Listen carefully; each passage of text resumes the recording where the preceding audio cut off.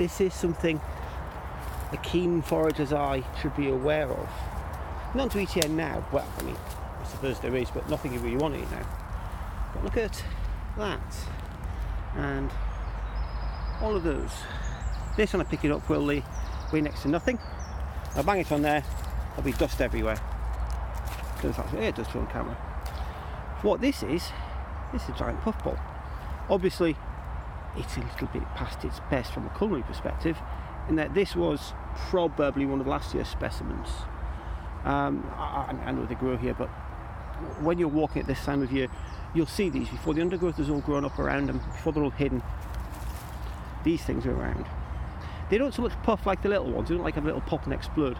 They dry up and become like this super light, foamy powder that can, once the base of the stem rots through, that will happen to all of these. These are now not attached anymore, any of them. They're all loose on the ground. Once the stem rots through, they sort of rock back and forwards on windy days, releasing spores. And a big puffball can be, well, in these woods we get them sometimes half a metre across. That's the biggest one I've seen here. And they can rock back and forwards in the wind for years, releasing spores every time the weather is sufficient to spread the spores a good distance. Is this of use to you right now? No. Is it good knowing about this? Yes. Remember the fungus on top of the ground for any of these basidiomycete fungi, any of these higher fungi.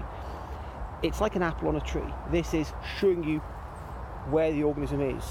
And you'll notice there's a little sort of cluster of them here. And I think if I go looking under the undergrowth, I might yet find more describing a line or a ring of them.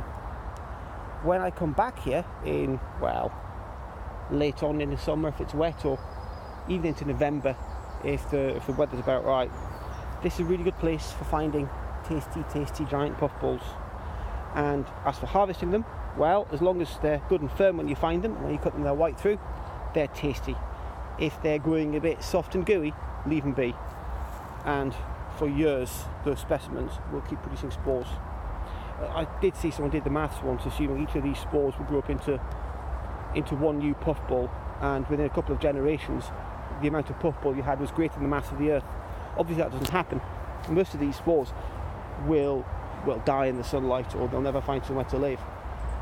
Some of them will, so they'll find a bit of ground to grow on, and puffballs spores can germinate and grow almost anywhere. And when they do, what you have is you have a haploid form of the organism. It's got half of the genes it needs, and it grows away slowly, looking for another one of a compatible mating type. And if it comes across one, they get jiggy, they become a diploid adult organism, and they start growing outwards far more rapidly, utilising far more resources and throwing these up. A ring of these can last pretty much forever. They can spread out and out and out until they run out of habitat, and then it dies. But it's certainly the case that rings of giant puffballs can persist for tens, if not hundreds of years in one location. So yeah, what you're looking at is not the whole organism, you're looking at the sort of rotting apple cores equivalent, trying to spread their seed somewhere else to grow. And if you come back here another time, you can pick the tasty fruiting bodies. Alright, I'm going to move on, see if there's anything else exciting in these woods. Thank you very much.